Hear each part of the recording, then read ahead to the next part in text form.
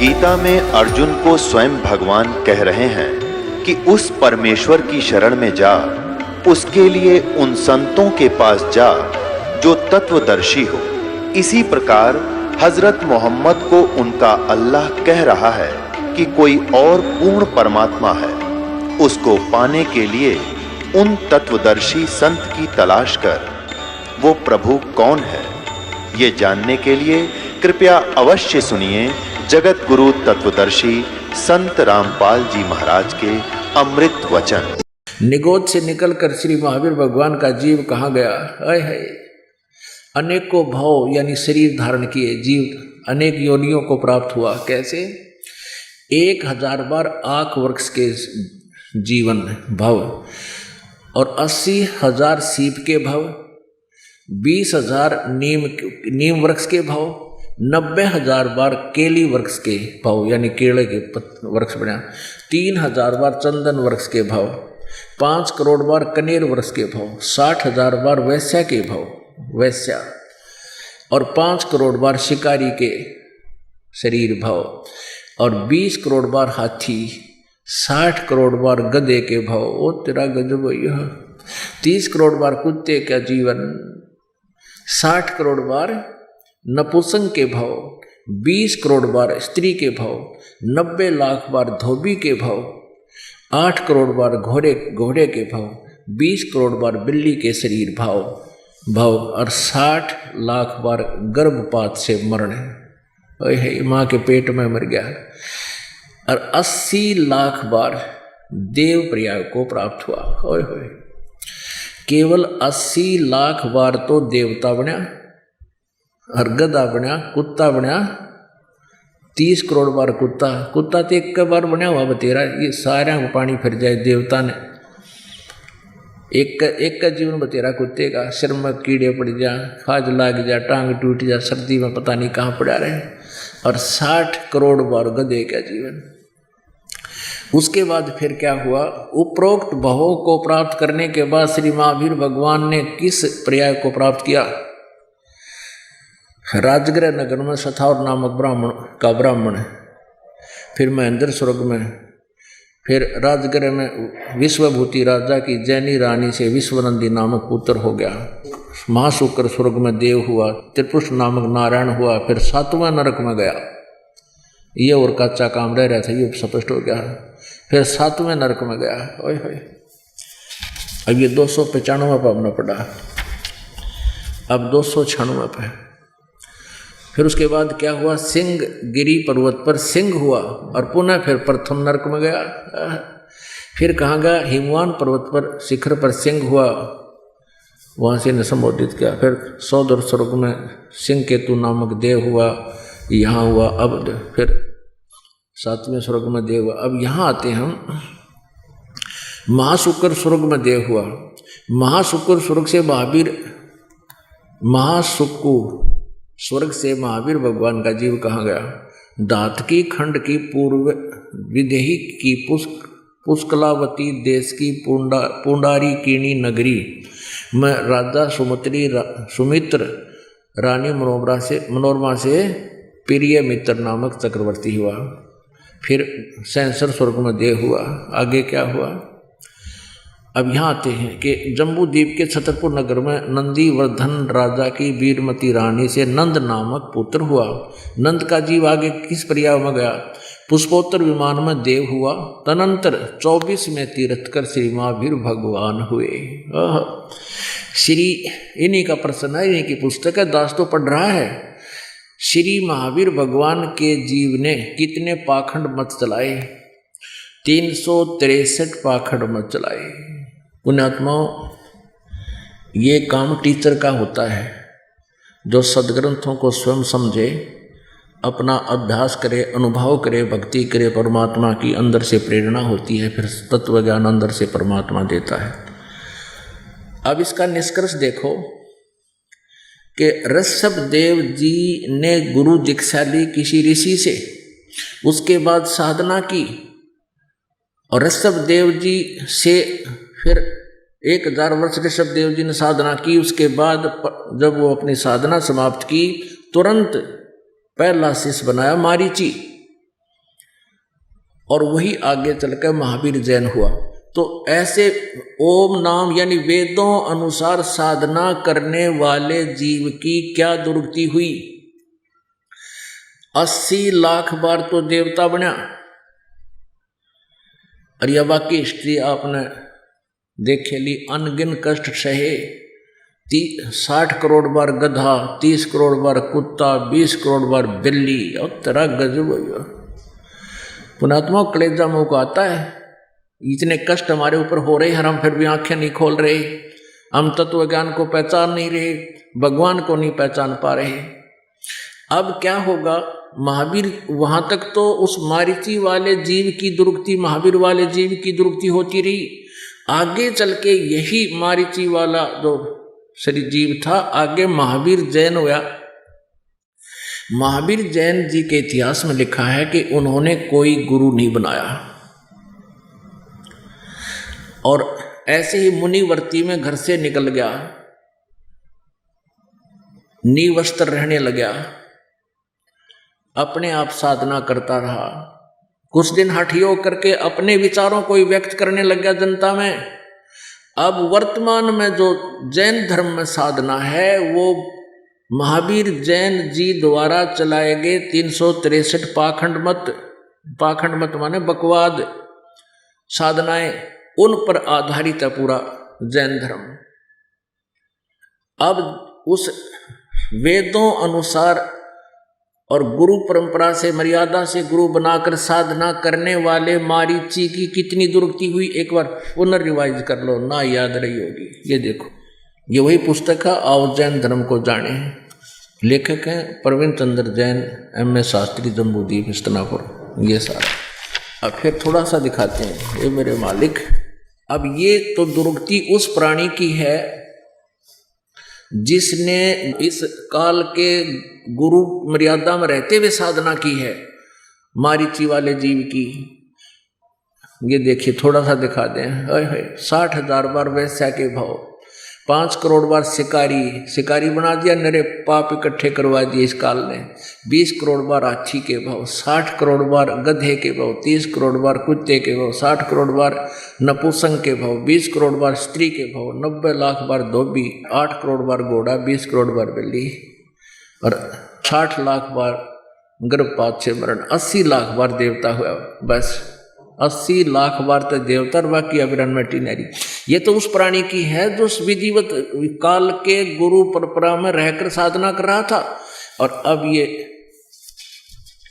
उसके बाद ये नरक में भी गया, मारीची वाला जो फिर प्रथम नरक में गया। और फिर ये महावीर जैन हुआ। 24 में तीर्थंकर श्री महावीर भगवान हुए, महावीर भगवान होया। फिर श्री महावीर भगवान के जीव ने कितने पाखंड मत चलाए, 363 पाखंड मत चलाए। अपना आत्माओं, ये एक निर्णायक मोड़ पर आ गया है ज्ञान, भगवान का तत्व ज्ञान है ये। अब महावीर जैन की के दुर्गति हुई होगी, उसका तो वर्णन नहीं कर सकते, क्योंकि उसने तो कोई गुरु बनाया ना। और ये पाखंड मत माने शास्त्र विधि को त्याग कर मनमाने आचरण ये चला दिए, जिसको वर्तमान में जैन धर्म के सभी अनुयायी उसी से आके अपनी साधनाएं कर रहे हैं। तो इनका क्या हाल होगा, ये कहने की जरूरत को नहीं, ये तो समझने की आवश्यकता है। अब ऋषभ देव जी की क्या दुर्गति हुई, ये आपको दिखाते हैं। ये देखिएगा, श्रीमद् भगवत सुधा सागर, गीता प्रेस, गोरखपुर से प्रकाशित है। भगवान वेद व्यास कृत श्रीमद् भगवत 12 स्कंदों की सरल हिंदी व्याख्या श्लोकांक सहित सुख सागर, गीता प्रेस, गोरखपुर से प्रकाशित है। प्रकाशक व मुद्रक हैं गीता प्रेस, गोरखपुर, गोविंद भवन कार्यालय, कोलकाता का संस्थान। ये इनके फैक्स फोन नंबर है। ये देखिएगा 281 पृष्ठ पे, यहाँ 280 पे। इससे भगवान ऋषभ देव यद्यपि इंद्रादि सभी लोकपालों के भूषण रूप से थे, तो भी जड़ पुरुषों की भांति अवधूतों के से विविध वेश, भाषा और आचरण से अपने ईश्वरीय प्रभाव को छिपाए रहते थे। अंत में उन्होंने योगियों को देह त्याग की विधि सीखने के लिए अपना शरीर छोड़ना चाहा। वे अपने अंतःकरण में अभेद रूप से सचित परमात्मा को अभिन्न रूप से देखते हुए वासनाओं की अनुवृत्ति से छूटकर लिंग देह के अभिमान से भी मुक्त होकर उपराम हो गए।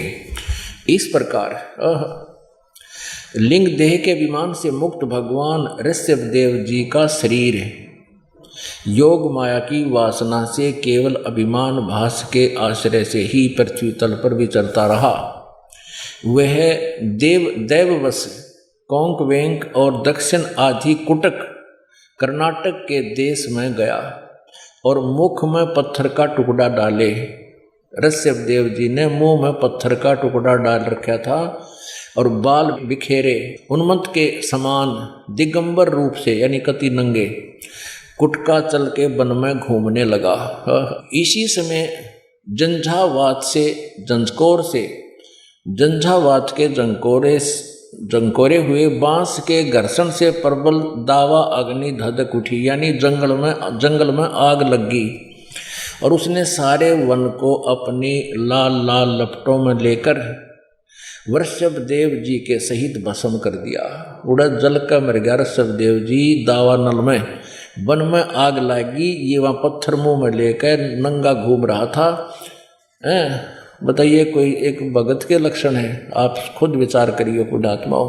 अब ये हालत ऋषभदेव की जब हुई, उस समय हुई ये, यानी काल की मर्यादा वत साधना कर रहा था ऋषभदेव जी की। आगे क्या कहाँ बने कहते हैं, ये मूर्ख बनाने के लिए अनजान लोग कहते हैं कि जो तीर्थंकर बन जाता है, जो तीर्थंकर की पदवी प्राप्त कर लेता, उसका पुनर्जन्म नहीं होता। ये भी इनकी भूल है। ऋषभदेव जी का जन्म हुआ, वो बाबा आदम हुआ। देखिएगा पुस्तक आओ जैन धर्म को जाने, ये पुस्तक आओ जैन धर्म को जाने, ये आपको अभी दिखाई थी। लेखक हैं प्रवीण चंद्र जैन, M.A. शास्त्री, जम्बूद्वीप हस्तिनापुर। प्रकाशक हैं श्रीमती सुनीता जैन, जम्बूद्वीप हस्तिनापुर मेरठ से। मुद्रक है Dhirendra Jain, new Rishabh offset printer Meerut. Phone number इतना। अब इसमें दिखाते हैं ऋषभदेव जी का अगला जन्म क्या हुआ। 154 पृष्ठ पे आओ जैन धर्म को जाने, 154 पृष्ठ पे। भगवान श्री आदिनाथ को ये क्या है, कौन कौन से तीर्थंकर को सभी धर्मों में पूजा जाता है? प्रश्न है, कौन से तीर्थंकर को सभी धर्मों में पूजा जाता है? भगवान श्री आदिनाथ को यानी ऋषभदेव जी को। इस्लाम धर्म में भगवान आदिनाथ को क्या माना गया है? उत्तर बाबा आदम बाबा। यहाँ वैदिक ग्रंथों में भगवान श्री आदिनाथ को विष्णु का कौन सा अवतार माना गया है? 8वां अवतार। अब ये हमने ये याद रखना है कि इस्लाम धर्म में भगवान आदिनाथ यानी ऋषभदेव जी को बाबा आदम रूप में जन्म हुआ उनका। पुण्यात्माओं, मनुष्य जीवन मिला है और भक्ति करने की प्रेरणा आपके अंदर प्रबल है, क्योंकि आपने बहुत से स्थानों पर घूमकर देखा है, गुरु भी बना रखे हैं। लेकिन उन गुरुओं से आपको क्या लाभ हो सकेगा, ये इस सत्य सत्संग से, तत्व ज्ञान से आप आसानी से समझ सकते हो। अब आपको दिखाते हैं बाबा आदम अर्थात ऋषभदेव जी कहाँ गए? वे पितरलोक में गए। एक कॉमन स्थान है जहां पर एक साइड में स्वर्ग है, एक साइड में बहुत लंबा चौड़ा पितरलोक है।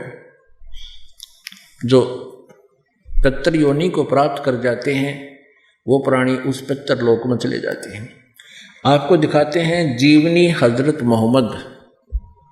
ये देखिए, पहले आपको मौखिक बताते हैं थोड़ा। हजरत मोहम्मद जी को एक खच्चर जैसा जानवर आया ऊपर तक, वो उनको साथ लेकर के एक जबरील नाम का देवता उनको उस खच्चर जैसे पशु पर बैठा करके ऊपर ले गया।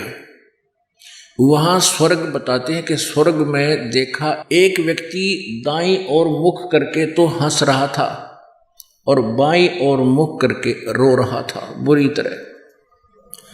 हजरत मोहम्मद जी ने पूछा उस जब्राइल नामक देवता से, फरिश्ते से, कि ये व्यक्ति कौन है, ये क्यों हंस रहा है और क्यों रो रहा है। उस जब्राइल ने बताया कि ये बाबा आदम है, दाईं ओर स्वर्ग में इसकी नेक संतान है, अच्छी संतान सुखी है, और बाईं ओर नरक है, उस नरक में इसकी निकम्मी संतान वह महाकष्ट उठा रही है। दाईं ओर जब देखता है अपने संतान को सुखी देखकर ये खुश होता है, और इधर बाईं तरफ नरक में अपनी निकम्मी संतान को कष्ट उठाते हुए उसको उनके ऊपर यातनाएं दी जा रही हैं, उनको देखकर ये रो रहा है। बता, या ये फायदा मिला ऋषभदेव को। अब ये लाभ हुआ ऋषभदेव की साधना से, ये पितरलोक में गया, बाबा आदम का जन्म हुआ, स्वर्गलोक इसको कहते हैं। अब वहां स्वर्ग में भी चैन को ना ऋषभदेव को, बाबा आदम को, वहां भी कभी हंस रहा है कभी रो रहा है। तो यहां में और वहां में क्या अंतर हो गया? इन साधनाओं का ये बेनिफिट है, और जो ये दास बताएगा, परमात्मा ने आकर बताई है, उससे क्या लाभ होगा वो भी बताएंगे। अब देखिएगा जीवन चरित्र हजरत मोहम्मद मुसलमान धर्म के प्रवर्तक का। जीवनी हजरत मोहम्मद सल्लल्लाहु अलैहि वसल्लम, मोहम्मद इनायतुल्लाह सुबहानी इसके राइटर हैं। हजरत मोहम्मद की जीवनी है सल्लल्लाहु अलैहि वसल्लम, इन्हीं की उपमा है। मोहम्मद इनायतुल्लाह सुबहानी अनुवादक हैं नसीम गाजी फलाही। इन्होंने तो ये अरबी भाषा में लिखा था, अनुवादक ये है हिंदी में। मरकजी मकतबा इस्लामी पब्लिशर्स नई दिल्ली, इस्लामी साहित्य ट्रस्ट प्रकाशन 81, सर्वाधिकार सुरक्षित है। यह है नाम मूल किताब मोहम्मद अरबी, उर्दू से इसका अनुवाद है। प्रकाशक मरकजी मकतबा इस्लामी पब्लिशर्स D 307 दावत नगर अबुल फजल इनकलेव, जामिया नगर नई दिल्ली से। ये इनके दूरभाष और फैक्स नंबर है। मुद्रक है HS ऑफसेट प्रिंटर्स नई दिल्ली। अब इसके 161 से प्रारंभ करते हैं। पहले प्यारे नबी सल्लल्लाहु यानी हजरत मोहम्मद बता रहे हैं कि आज रात बुराक नामक एक जानवर आया, उस पर बैठकर मैंने बैतुल मरकादस की सैर की। वहाँ पहुँचा तो नबियों की जमात आई, उनमें अब्राहिम, यानी ये सारे वही हैं जो हजरत ये मुसलमान धर्म के जितने भी हैं और ईसाई धर्म के उस पितरलोक में हैं।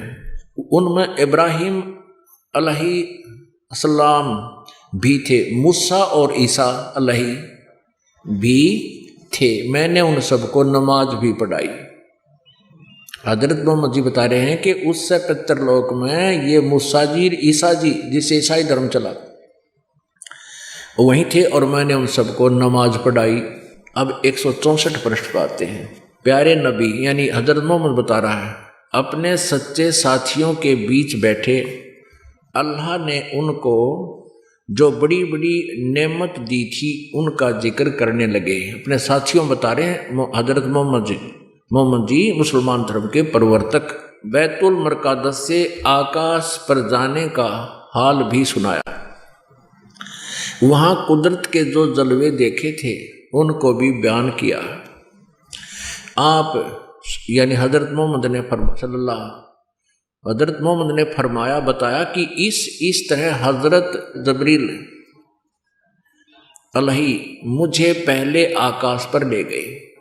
वहाँ इंसानों के बाप हजरत आदम अलैहि मिले। उनका हाल यह था कि जब दाईं ओर देखते तो खिल उठते यानी हंसते थे और हंसने लगते, और बाईं ओर देखते तो मारे गम के आंसू भर लेते, क्योंकि दाईं ओर उनकी नेक औलाद संतान के कर्म थे और बाईं ओर बद के। हजरत आदम अलैहि ने आप सल्लल्लाहु यानी हजरत मोहम्मद को देखा और बोले, तुम्हारा आना मुबारक हे नेक नबी, हे नेक बेटे।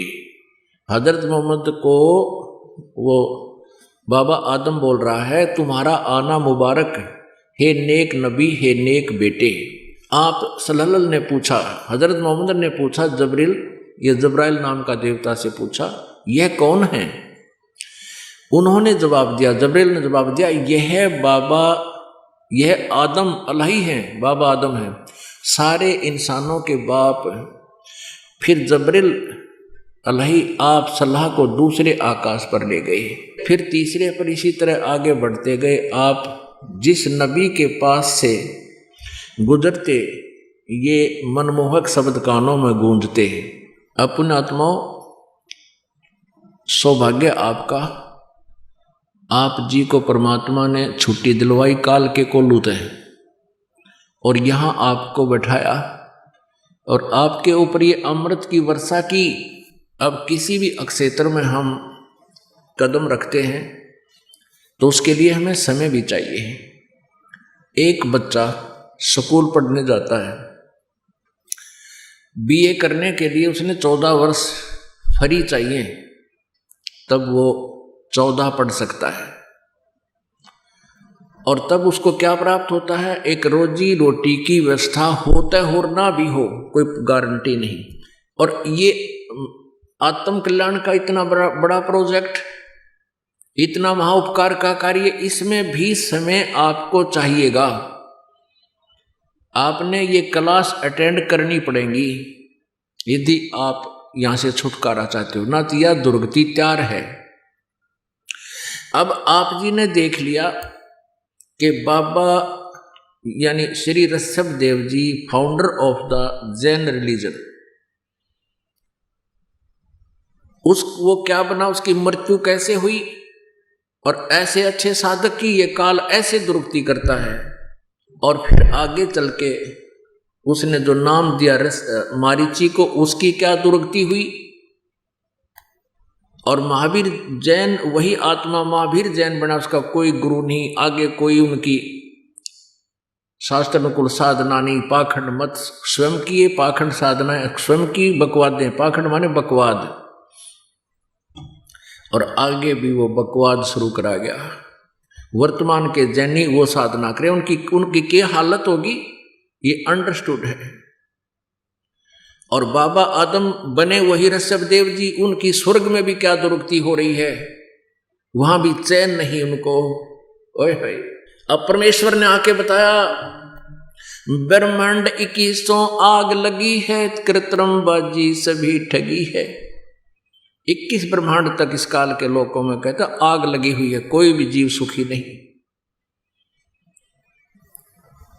अब प्रसंग चल रहा था, सुखदेव ने 84 भुगती बना पजावे खरवो, तेरी क्या बुनियाद प्राणी तू पंडा पंथ पकड़वो।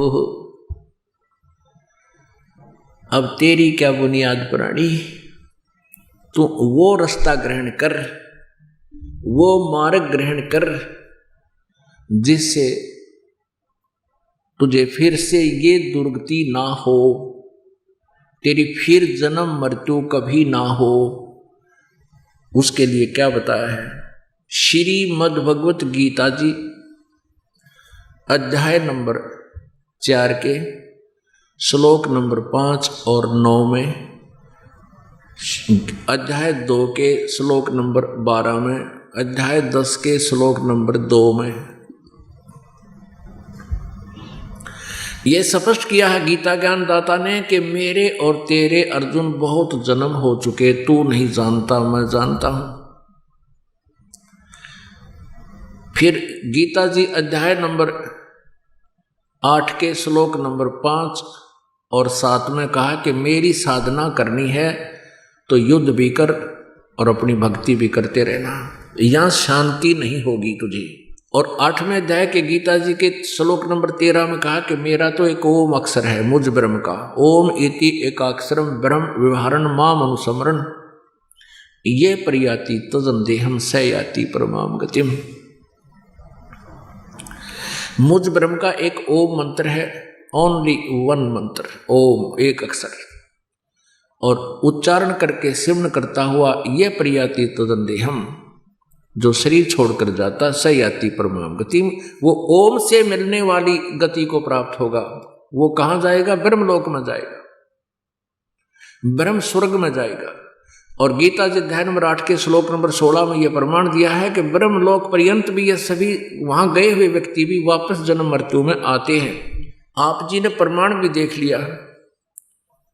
ऋषभ देव जी से दीक्षा प्राप्त मारीची वाला जीव ओम नाम का जाप करके ब्रह्मलोक में गया, ब्रह्म स्वर्ग में गया, ब्रह्म स्वर्ग कहो ब्रह्मलोक कहो, और फिर आया।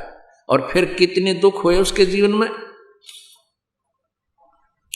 इसलिए गीता जी अध्याय नंबर 7 के श्लोक नंबर 18 में कहा है कि मेरी साधना भी अनुत्तम है। ये ज्ञानी आत्मा है तो अच्छी उद्धार आत्मा है, लेकिन ये मेरे वाली अनुत्तम साधना में ही लीन है। अनुत्तम अति घटिया साधना में ही लीन है। इसलिए गीता जी अध्याय नंबर 18 के श्लोक नंबर 62 में कहा है कि अर्जुन तू सर्वभाव से उस परमेश्वर की शरण में जा जिसकी कृपा से तू परम शांति और सनातन परम धाम को यानी शाश्वतम स्थानम सदा रहने वाले स्थान को यानी सतलोक को प्राप्त होगा। गीता जी अध्याय नंबर 4 के श्लोक नंबर 25 से लेकर 31 तक कहा है कि अर्जुन कोई तो देवताओं की पूजा करता है, कोई श्वास उश्वास की क्रियाएं करता है, प्राणापान की क्रियाएं करता रहता है, और कोई स्वाध्याय करता है, कोई तीक्ष्ण अहिंसावादी व्रत ही रखता है, जैसे मुंह पर पट्टी बांध के और नंगे पैरें घूमना, कोई नित्य पाठ करता है, कोई किसी मंत्र का जाप करता है। और प्रत्येक साधक अपनी साधना को पापनाशक जानता है, इसलिए तो कर रहा, नहीं तो त्याग दे। उनको पता लग जाए कि ये ठीक नहीं है, शास्त्र विरुद्ध है। तो कहा कि चौथे अध्याय के 32वें श्लोक में कि ये इस प्रकार की यानी विस्तार के साथ धार्मिक अनुष्ठानों की जानकारी, भक्ति कर्मों की जानकारी, सच्चिदानंद घन ब्रह्म की वाणी में ब्रह्मणे मुखे, यहाँ इन्होंने अनुवाद गलत कर दिया, अनुवादकर्ताओं ने ब्रह्मणे मुखे का अर्थ कर दिया वेद की वाणी, ये गलत कर दिया। और ब्रह्मणे का अर्थ होता है सच्चिदानंद घन ब्रह्म। इन्होंने 17वें अध्याय के 23वें श्लोक में गीता जी में सही किया है, ब्रह्मणे का अर्थ किया है सच्चिदानंद घन ब्रह्म। तो यहाँ ब्रह्मणे मुखे का अर्थ चाहिए था सच्चिदानंद घन ब्रह्म ने जो अपने मुखारविंद से, अपने मुख कमल से बोली है वो वाणी, उसको तत्व ज्ञान कहते हैं। उस तत्व ज्ञान में सच्चिदानंद घन ब्रह्म की वाणी में ये यथार्थ ज्ञान, तत्व ज्ञान, सत्य भक्ति विस्तार से कही गई है। उसको जानकर फिर किसी भी आप पाप को प्राप्त नहीं होगे, आप सब कर्मों से मुक्त हो जाओगे।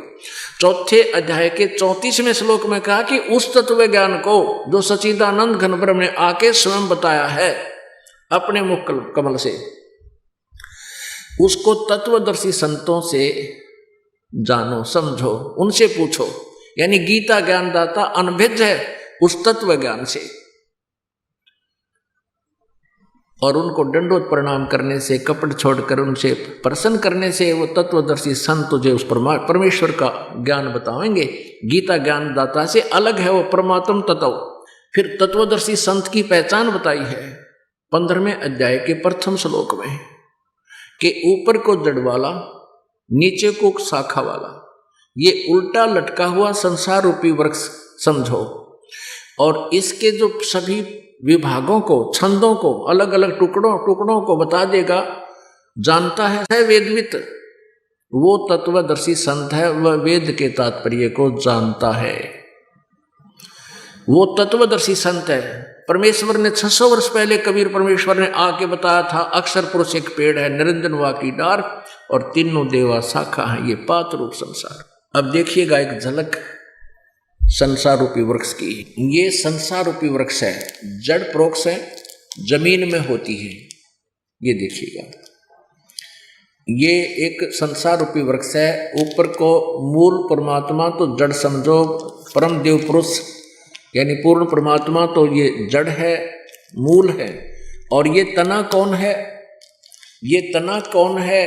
कौन भगवान है, डार कौन भगवान है, पत्ते कौन, शाखा कौन भगवान है और पत्ते कौन है, जो इनको विस्तार से बता दे। 15वें गीता जी अध्याय नंबर 15 के श्लोक नंबर 1 से 4 और 16-17 इसके ऊपर पूर्ण रूप से जो ना समझ में आएंगे। ये ऊपर को तो जड़ है पूर्ण परमात्मा, पूर्ण ब्रह्म परमेश्वर, परम अक्षर ब्रह्म, ये इतना हिस्सा तो, और इससे बाहर जो दिखाई देता है ये तना तुरंत जमीन से बाहर, ये अक्षर पुरुष है, इसको परब्रह्म भी कहते हैं। इससे एक डार निकली, इसको ब्रह्म समझो, ये ज्योति निरंजन समझो 21 ब्रह्मांड में जहां हम रह रहे हैं। और इसके आगे 3 शाखाएं हैं, ब्रह्म के पुत्र हैं, रजगुण ब्रह्मा जी, सतगुण विष्णु जी, तमगुण शिव जी, ये शाखा हैं। और हम पात रूप संसार, परमेश्वर ने आके बताया कबीर जी ने, अक्षर पुरुष एक पेड़ है, निरंजन वा की डार, और तीनों देवा शाखा है, ये पात रूप संसार। अब आपको गीता जी अध्याय नंबर 15 के अब दिखाते हैं 1 से 4 श्लोक। अब कहने का भाव ये है कि जैसे आपने एक सेंटेंस सुना परमेश्वर की सच्चिदानंद घनब्रह्म की वाणी में, सुखदेव ने 84 भुगती बिना पजावे खरगो, तेरी क्या बुनियाद प्राणी तू पेंडा पंथ पकड़े वो। सुखदेव जैसे महापुरुषों ने भी 84 लाख योनियों में गधे की योनियां भी भोगनी पड़ी, तो तेरी क्या बुनियाद है? जब सच साधना नहीं करेगा तो तू कैसे बचेगा? वो साधना तुम्हें प्राप्त भी नहीं है तो वो ऋषि लोग करते थे और फिर भी उनकी ये दुर्गति हुई। अब वो मार्ग पकड़, वो रास्ता ग्रहण कर जिससे ये छुटकारा हो, वह जानकारी अब दी जा रही है आप जी को, ध्यान से सुनना इसको। अब देखिए श्रीमद् भगवद गीता, जयदयाल गोविंद का इसके अनुवादक हैं, गीता प्रेस गोरखपुर से प्रकाशित है। अब देखिएगा 15वें अध्याय का प्रथम श्लोक दिखाते हैं। ये है अथ पंचदशो अध्याय, 15वां अध्याय, ये प्रथम मंत्र। ऊर्ध्व मूलम अधः शाखम, ऊर्ध्व माने ऊपर को जड़, मूल और नीचे को शाखा, अधः शाखम, अश्वत्थम प्राहु अव्यम, छंदासी यस्य प्रणानी ये तम वेद स वेदवित। इसका अर्थ है सीधा सा कि ऊपर को जड़ है उस पूर्ण परमात्मा समझो, इस संसार रूपी वृक्ष की, क्योंकि जड़ से ही पौधा होगा और जड़ से ही सारे पेड़ को आहार मिलता है, यानी सबका मालिक, सबका धारण पोषण करने वाला वो पूर्ण परमात्मा ऊपर है, शतलोक में है, सचखंड में है। और अधः शाखम, अब गीता ज्ञानदाता ने सिर्फ 2 पॉइंट बताए हैं, ऊपर न जड़ वाला और नीचे न शाखा वाला, उल्टा लटका हुआ संसार रूपी वृक्ष है। और छंदासी यानी इसके विभाग, पत्ते आदि इसके विभाग कहे गए हैं।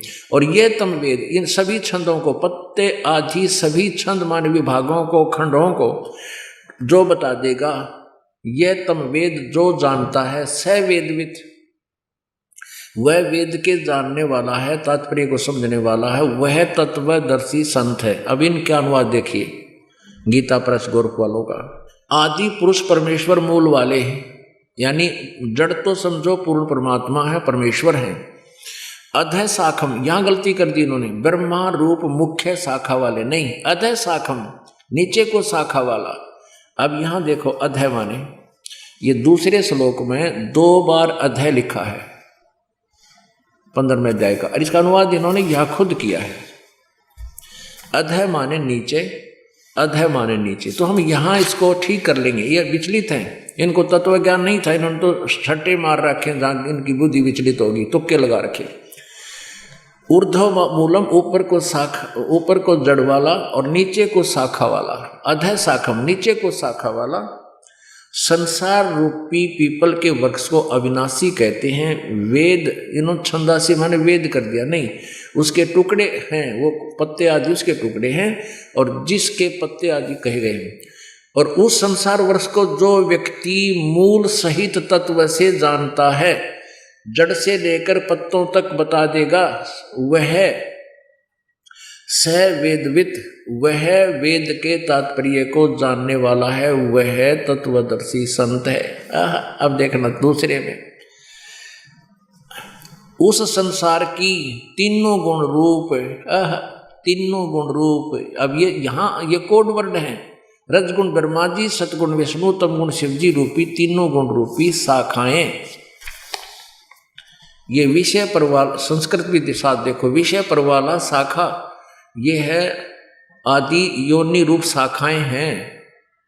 विषय भोग वाली शाखाएं नीचे और ऊपर फैली हुई है, सर्वत्र नहीं है ये, ऊर्ध्व माने ऊपर और नीचे फैली हुई। मनुष्य लोक में यानी इस पृथ्वी लोक, मनुष्य लोक में कर्मों के अनुसार बांधने की, यहाँ फंसाए रखने की भी मूलानी मुख्य कारण है ये ब्रह्मा विष्णु महेश जी तीनों गुण। और नीचे और ऊपर ये सभी लोकों में नहीं, नीचे और ऊपर, यानी पृथ्वी लोक पर यह ज्ञान बोला जा रहा था। ऊपर स्वर्ग लोक, नीचे पाताल लोक, तीन लोक पर इन तीनों प्रभुओं की जो है ना रेंज है, इनकी प्रभुता है फैली हुई। अब यहाँ एक कंसेप्ट क्लियर करना पड़ेगा कि ये तीन गुण क्या है, जब ये समझ में होगा आगे। अब देखिएगा मार्कंडेय पुराण, इसमें दिखाते हैं ये रजगुण ब्रह्मा कहो, सतगुण विष्णु, तमगुण शिव जी कहो, चाहे तीनों गुण कहो, एक ही बात। ये देखिएगा, ये मार्कंडेय पुराण है और गीता प्रेस गोरखपुर से प्रकाशित है। मार्कंडेय पुराण सचित्र मोटा टाइप, केवल हिंदी, गीता प्रेस गोरखपुर से प्रकाशित है। गीता प्रेस गोरखपुर से प्रकाशित है। 122 पृष्ठ पे नीचे आते हैं। यहाँ मार्कंडेय जी बोले मुने, ये मार्कंडेय जी बता रहे हैं। अब हम आते 123 पृष्ठ पे। इस तरह स्वयंभू परमात्मा की तीन अवस्थाएं हैं, रजोगुण प्रधान ब्रह्मा, तमोगुण प्रधान रुद्र और सतोगुण प्रधान विश्वपालक विष्णु हैं। और ये ही तीन देवता हैं और ये ही तीन गुण हैं। अब ये यहाँ से कोड वर्ड समझना, वो तीनों गुण कौन है? ब्रह्मा जी, विष्णु जी, शिव जी। रजगुण ब्रह्मा, सतगुण विष्णु, तमगुण शिव जी। अब पुण्यात्माओं, समझदार को संकेत ही बहुत होता है, फिर भी ये अज्ञान इतना कर दिया इन अज्ञानियों ने, नकली ऋषि गुरुओं ने। आप जी को प्रमाण ना दिखाए जाएंगे तो आप मान नहीं सकते, इसलिए आपको रह कर एक कंसेप्ट को क्लियर करने के लिए 4-5 प्रमाण आपको दिखाए जाते हैं, तब ये मन स्वीकार करता है। जब आत्मा मानती है सचमुच हम गलत कर रहे थे। ये देखिएगा, श्रीमद् देवी भागवत हिंदी टीका सहित भाग 1, ये कहाँ से छपी है? अथ देवी भागवतम भाषा सभाष्टीकम सहमात्यम, खेमरा श्री कृष्णदास प्रकाशन, बम्बई 4। इसका हम तीसरा सकंद दिखाएंगे आपको। अथ श्रीमद् देवी भागवते भाषा टीका युक्ते तृतीय सकंद है प्रारंभते। अब इसके 11 पृष्ठ पर आते हैं। ये पृष्ठ 11 है, देवी भागवत तृतीय सकंद अध्याय 5, इसका मंत्र नंबर 8। भगवान शंकर कहते हैं, अपनी माँ से पूछ रहे हैं, हे माता, यदि हमारे ऊपर सदा आप दया युक्त हो तो हमको तमोगुण में किस प्रकार प्रदान किया है, और ब्रह्मा रजोगुण और हरि सतोगुण युक्त किए हैं, क्यों युक्त किए हैं? अब यहाँ देखो, अब संस्कृत पढ़ेंगे हम, इसमें संस्कृत भी साथ है, एक और सुविधा हमारे लिए। 8वां श्लोक है, यदि दयाधर्मना न सदाम्बिके कथम अहम विहित च, मैं क्यों बना दिया, तमोगुण है, मुझे तमोगुण क्यों बना दिया? और कमल जय, कमल से उत्पन्न होने वाले ब्रह्मा को, कमल जय मान ब्रह्मा को रजोगुण संभव, सुविहित क्यों सतोगुण हरि, और विष्णु जी को सतोगुण क्यों बना दिया? इति सिद्धम रजगुण ब्रह्मा जी, सतगुण विष्णु जी, तमगुण शिव जी। अब तीनों गुण रूपी शाखा परमात्मा ने कहा था, कबीर परमेश्वर ने। कबीर अक्षर पुरुष एक पेड़ है, निरंजन वाकी डारे। निरंजन कहते हैं इस ब्रह्म को, सर पुरुष को, ज्योति निरंजन काल को। और तीनों देवा शाखा हैं, भाई पाते रूप संसार। अब गीता जी बता रही है कि 15वें अध्याय का प्रथम मंत्र कि इस उल्टे लटके हुए संसार रूपी वृक्ष को जो पत्तों सहित बता देगा, मूल से लेकर पत्तों तक नारे नारे विभाग बताएगा, स वेदवित, वह वेद के तात्पर्य को जानने वाला है, अर्थात वो तत्वदर्शी संत है। अब इसमें स्पष्ट कर दिया परमेश्वर ने कि अक्षर पुरुष एक पेड़ है, यानी जमीन से बाहर, पृथ्वी से बाहर जो दिखाई देता है पेड़, वो पेड़ कहलाता है। उसके क्या पार्ट हैं? ये तना होता है पेड़, तो तने से तना तो अक्षर पुरुष है, और उससे एक मोटी डार निकली वो सरपुरुष है, यानी ज्योति निरंजन काल है, ब्रह्म है। और उस डार के 3 शाखा हैं, रजगुण ब्रह्मा, सदगुण विष्णु, तमगुण शिव जी। ये इस ब्रह्म के पुत्र हैं, काल के पुत्र हैं, दुर्गा के इनकी माता है। और उससे आगे हम हैं पात रूप संसार। अपनात्मा। अब गीता जी अध्याय नंबर 15 के श्लोक 1, 2, 3, 4 को ये दास इसलिए आपके समक्ष रूबरू कर रहा है कि इसमें ये लिखा है कि उस तत्वदर्शी संत की प्राप्ति के उपरांत इस तत्व ज्ञान रूपी शस्त्र से अज्ञान रूपी इस गुत्थी को काट कर, सुलझा कर, समझ कर, उसके पश्चात उस परमेश्वर के उस परम पद की खोज करनी चाहिए, जहां जाने के बाद फिर लौटकर साधक फिर पुनः संसार में कभी नहीं आते। उनका पूर्ण मोक्ष हो जाता है, उनको शाश्वत स्थान प्राप्त होता है। और जिस परमेश्वर ने सारे ब्रह्मांडों को रचा है और उसी की साधना करनी चाहिए, अन्य की नहीं। ये गीता ज्ञानदाता फाइनल कर रहा है। अब आप श्रीमद् भगवत गीता जी को पढ़िए। पुण्यात्माओं, परमेश्वर ने अपनी वाणी में, सच्चिदानंद घन ब्रह्म की वाणी में कहा है, सतगुरु बिन काहु न पाया ज्ञान, जो थो था बुझ छड़े मूड किसान। गुरु बिन वेद पढ़े जो प्राणी, समझे न सार रहे अज्ञानी। गुरु बिन वेद पढ़े जो प्राणी। गुरु तो ये नकली भी थे जी, आज तक वेद समझे ना गीता समझी। ये गुरु नहीं थे, ये नकली थे सभी, जिन्होंने पूरे विश्व को बर्बाद कर दिया, काल के जाल में फंसा रखा है। और इन्होंने आज तक वेदों का ज्ञान नहीं, ना ब्रह्मा जी को, ना विष्णु जी को, ना शिव जी को, ना सतियों के ऋषियों को नहीं, वर्तमान क्या को तो होना कहाँ से है। किसी को वेदों का ज्ञान नहीं था। अपनात्माओं, ये शब्द दास कहे, ये कुनीन से भी कटु हैं, लेकिन इनको आपको ये प्रमाण जब आपको दिखाए जाएंगे तो ये आपको कुनीन नहीं, ये बूरा की तरह मीठे लगेंगे, शुगर की तरह। अभी आपको पहले ये दिखाते हैं 15वें अध्याय का 1 से 4 और 16 और 17। उसके बाद दिखाएंगे कि ब्रह्मा विष्णु महेश भी अज्ञानी थे, वेद नहीं जानते थे, वेद ज्ञान नहीं था इनको, और हम इनको भगवान मान रहे थे, इनकी पूजा करते थे। अब देखिएगा श्रीमद् भगवत गीता अध्याय नंबर 15 15वां अध्याय, और ये प्रथम मंत्र है। अब बहुत आसानी से समझ में आएगा। ऊर्ध्व मूलम अधः शाखम, ऊर्ध्व मूलम अधः शाखम अश्वत्थ प्राहु अव्यम। ऊपर को जड़ और नीचे को शाखा वाला ये संसार रूपी अविनाशी पीपल का वृक्ष कहा गया है। छंदासी यस्य प्रणानी, यह तम वेद, जिसके छंद विभाग पत्ते सहित जो हैं सब पत्तों सहित जानता है। यह तम वेद, जो उसको जानता है, अज्ञान अंधकार में छुपे हुए को जानता है। स वेदवित, वो वेद के तात्पर्य को जानने वाला है, अर्थात वो तत्वदर्शी संत है। ये हमने पढ़ लिया, आपने दूसरा भी पढ़ लिया। उस संसार वृक्ष की तीनों गुण, रजगुण ब्रह्मा, सतगुण विष्णु, तमगुण शिव जी रूपी शाखाएं ऊपर नीचे फैली हुई हैं। अब हम तीसरा पढ़ेंगे, इस संसार वृक्ष का स्वरूप। अब गीता ज्ञानदाता कहता है कि जैसा कि मैं आपको ज्ञान दे रहा हूं, इस संसार वृक्ष का जो स्वरूप मैं तुझे बता रहा हूं, इस संसार वृक्ष का स्वरूप जैसा कहा है वैसा यहाँ विचार काल में, यानी मेरे और तेरे गीता जी के विचार काल में, इस डिस्कशन में गीता जी का ज्ञान जो मैं दे रहा हूँ इसमें मैं नहीं बता पाऊंगा, क्योंकि मुझे इसका कोई पूर्ण ज्ञान नहीं है। गीता ज्ञानदाता हाथ खड़े कर रहा है। इस संसार वृक्ष का स्वरूप जैसा कहा है वैसा यहाँ विचार काल में गीता जी के डिस्कशन में नहीं पाया जाता।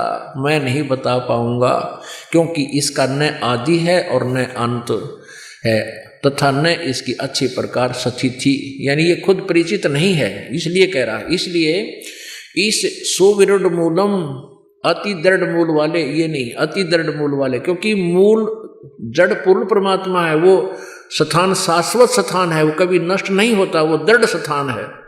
इस पीपल के वृक्ष को दृढ़ेन असंख्य शस्त्रेन छित्वा, वैराग्य रूप शस्त्र नहीं, तत्व ज्ञान रूपी शस्त्र से के द्वारा काट कर, यानी इसको समझ कर जान कर तत्वदर्शी संत को की प्राप्ति के उपरांत उसके पश्चात उस परम पद परमेश्वर की खोज करनी चाहिए, जिसमें गए हुए पुरुष फिर लौटकर संसार में कभी नहीं आते, उनकी दुर्गति नहीं होती, जैसे अब मारीची और सखदेव जी की हो रही है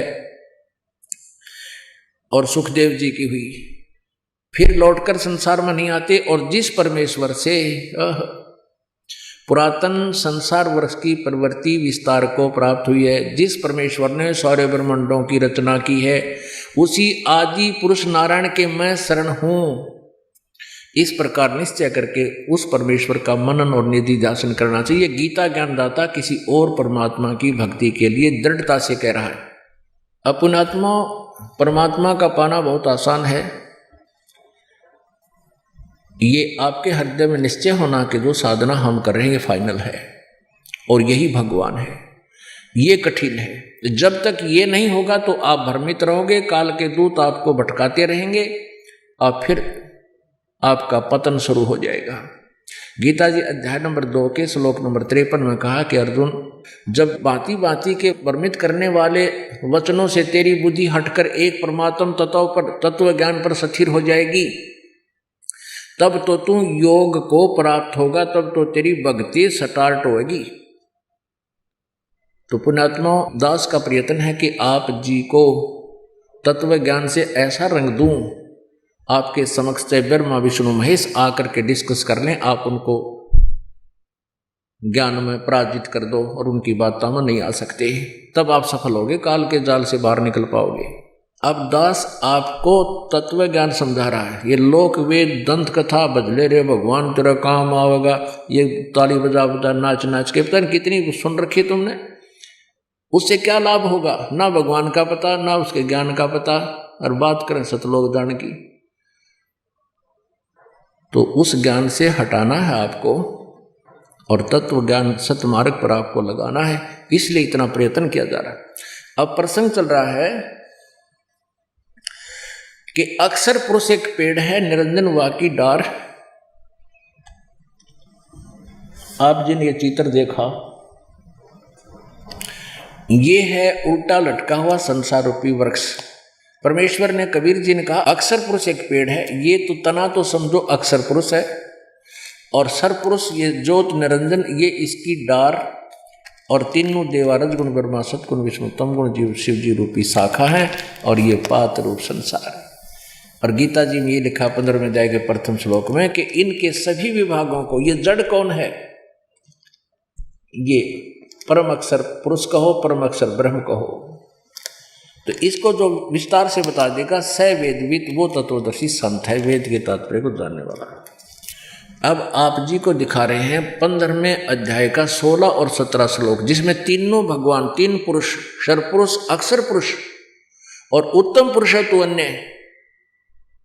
गीता जी अध्याय नंबर 8 के श्लोक नंबर 1 में अर्जुन ने पूछा कि हे प्रभु, आपने 7वें अध्याय के 29वें श्लोक में जिस तत्ब्रह्म के बारे में जानकारी बताई है कि मेरे इस ज्ञान का आश्रय करके कि तत्वदर्शी संत की खोज करो, उसके बाद वो तत्वदर्शी संत तुझे उस परमात्म तत्व की जानकारी देंगे, तो इस ज्ञान का जो आश्रय कर लेता वो तत्ब्रह्म से परिचित हो जाता है और पूरे आध्यात्मिक मार्ग से, आध्यात्मिक ज्ञान से परिचित हो जाता है और सभी कर्मों से परिचित हो जाता है। उसके पश्चात वो व्यक्ति केवल जरा और मरण से छूटने का ही प्रयत्न करता है और यहाँ इस संसार की किसी वस्तु की डिमांड नहीं करता। अब अर्जुन ने पूछा उस 8वें अध्याय के प्रथम श्लोक में कि किम तत्ब्रह्म, वो तत्ब्रह्म क्या है? 8वें अध्याय के 3रे श्लोक में गीता ज्ञानदाता ने कहा है वो परम अक्षर ब्रह्म है। ओए होए, अपने आत्माओं तीन परमात्मा जो कबीर परमेश्वर ने 600 वर्ष पहले आकर बताया था, अब इस काल ने गीता का ज्ञान बोला श्री कृष्ण में प्रवेश करके इसने परमात्मा के भय से सच्चाई तो सारी कर दी, पर कहीं कहीं और कोड वर्डों में दे दी। आज परमात्मा ने इस दास पर कृपा कर दी, ये कोड वर्ड, ये गुड रहस्य आपके समक्ष उजागर हो रहे हैं, आप आसानी से समझ जाओगे। टीचर का काम यही होता है कि सदग्रंथों के गुड रहस्यों को समझे, जनता को समझावे। और हम इन नकली ऋषि महर्षि जो संस्कृत भाषा को जानते थे, इनको कह का नहीं पता था वेदों और गीता का, और हम इनको इनकी ज्ञाता मानकर इनके द्वारा दंत कथा को सुनते रहे और हमारे सारे पूर्वज जीवन नष्ट करके चले गए। इन्होंने महा अपराध कर रखा हमारे साथ। कोई व्यक्ति आपको 10, 20, 50 हजार का धोखा दे देता है, कोई बात नहीं, वो कोई बड़ी बात नहीं है। आप 2 लाख 10 लाख का भी नुकसान कर देता है धोखा झूठ बोल के, वो घाटा पूरा हो सकता है। मनुष्य जीवन के साथ धोखा कर रही है नकली संत गुरु, और अब भी नहीं मान रहे हैं, अब भी रोड़ा अटका रहे हैं, भक्तों को गुमराह कर रहे हैं। रामपाल आलोचक है, उसकी बातें मत सुनना, उसका ज्ञान ना सुनना, वो तो दुश्मन है समाज के, वो हितैषी नहीं है समाज के। वो नहीं चाहते कि परमात्मा के पास ये आत्माएं पहुंच जाएं, वो काल के पक्के दूत समझना। आज कोई बालक नहीं है, सब शिक्षित है, सदग्रंथ हमारे सामने हैं, हमारे पास है, हम आसानी से समझ सकते हैं। इन नकली गुरुओं से आपने स्वयं बचना होगा, ये नहीं आपको आने देंगे सतमार्ग पर। अब यहाँ प्रसंग चल रहा है कि 3 परमात्मा क्लियर हैं, एक सरपुरुष, अक्षर पुरुष, एक परम अक्षर पुरुष। परम अक्षर पुरुष कहो, परम अक्षर ब्रह्म कहो। फिर गीता जी अध्याय नंबर 8 के श्लोक नंबर 5 और 7 में गीता ज्ञानदाता सरपुरुष कहता है, मेरी भक्ति ओम नाम से होगी, मेरे पास आना है तो मेरी भक्ति कर, मेरे पास रहेगा, मुझे प्राप्त होगा, युद्ध भी कर, यहाँ शांति नहीं हो सकती। और 8 में अध्याय के 8, 9, 10 में उस परम अक्षर ब्रह्म की साधना के लिए कहा कि उसकी साधना करेगा, उसके पास चला जाएगा, उसके पास चला जाएगा, फिर तेरी जन्म मृत्यु कभी नहीं होगी, तो पूर्ण रूप से मोक्ष प्राप्त करेगा। अब उन तीनों परमात्माओं की जानकारी इस पवित्र सदग्रंथ यानी गीता जी के 15वें अध्याय के 16 और 17 में दी है। इसको पढ़िए, अध्याय नंबर 15। अब यहां से दिखाएंगे, इसका 16 श्लोक है। द्वौ इमौ पुरुषौ लोके सर च अक्षर है एव च। द्वौ इमौ पुरुषौ लोके सर च अक्षर है। इस संसार में 2 प्रभु इस लोक में, काल वाले मिट्टी पृथ्वी वाले लोक बोलते हैं, सरपुरुष अक्षर पुरुष के लोक उनको। इस लोक में 2 भगवान हैं, एक सरपुरुष एक अक्षर। सर व अक्षर, पुरुषो मन प्रभु, और सर्वाणी भूतानी कटुष्ट अक्षर उच्चते, यानी इन दोनों भगवानों के लोक में सभी प्राणियों के स्थूल शरीर नाशवान हैं और जीवात्मा किसी की नहीं मरती। अब यहाँ अनुवाद देखो इन्हीं का, ये 15वें अध्याय का 16वां श्लोक हम पढ़ रहे हैं। इस संसार में नाशवान और अविनाशी भी सर च अक्षर, इसको सर पुरुष कहो नाशवान प्रभु, अक्षर पुरुष कहो अविनाशी प्रभु भी, ये 2 प्रकार के पुरुष हैं, प्रभु हैं। ये 2 प्रकार के परमात्मा प्रभु स्वामी हैं, पुरुष माने प्रभु हैं। और इनकी तथा इनके प्राणियों की, इनके लोक में सर्व प्राणियों के शरीर तो नाशवान है और जीवात्मा अविनाशी कहा गया। अब यहां देखना पड़ेगा कि इन्होंने अक्षर पुरुष भी कहा है, अक्षर का अर्थ अविनाशी होता है, लेकिन फिर भी ये कहा, इसमें क्लियर कंसेप्ट कर दिया 17वें में कि उत्तम पुरुष है तो अन्य है। इन ऊपर दोनों सरपुरुष और अक्षर पुरुष से कोई और परमात्मा है जो श्रेष्ठ प्रभु है। परमात्मा इति उदाहरत है, जिसको भगवान कहा जाता है। ये लोक तरम आविश्य विभर्ति, जो तीनों लोकों में प्रवेश करके सबका धारण पोषण करता है, क्योंकि मूल से जड़ से पूरे पेड़ को आहार प्राप्त होता है। तो परमात्मा कबीर परमेश्वर से, परम अक्षर ब्रह्म से ही सबका धारण पोषण होता है। और वो अव्यय ईश्वर है, वो वास्तव में अविनाशी परमेश्वर है। अब यहां इसको भी अक्षर पुरुष कह दिया, अविनाशी कह दिया, लेकिन नहीं, वास्तव में अविनाशी तो वो तीसरा है, परम अक्षर ब्रह्म है। अब ये अविनाशी क्यों कहा? अब जैसे ब्रह्मा विष्णु महेश ये तीनों नाशवान हैं, पहले ये कंसेप्ट क्लियर करते हैं। श्रीमद् देवी भागवत गीता प्रेस गोरखपुर से प्रकाशित है।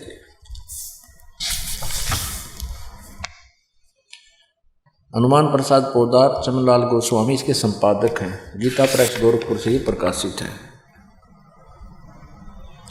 इसके 123 पृष्ठ पे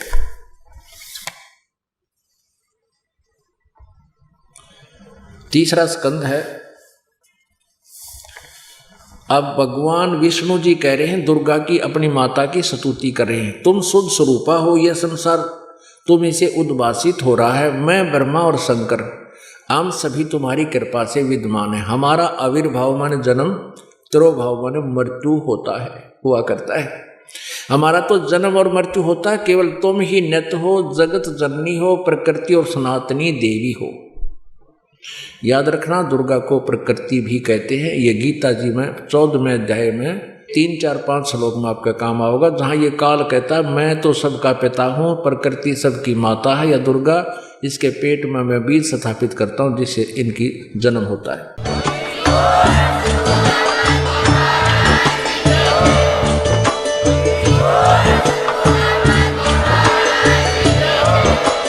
आप सुन रहे थे जगत गुरु तत्वदर्शी संत रामपाल जी महाराज जी के मंगल प्रवचन। अधिक जानकारी के लिए विजिट कीजिए हमारी वेबसाइट www.jagatgururampalji.org। संत रामपाल जी महाराज जी के शुभ आशीर्वाद से पूरे विश्व भर में 500 से भी ज्यादा नाम दीक्षा केंद्र हैं, जिन पर संत रामपाल जी महाराज जी द्वारा ऑनलाइन निःशुल्क नाम दीक्षा दी जा रही है। अपने नजदीकी नाम दीक्षा केंद्र का पता करने के लिए संपर्क करें 8222880541।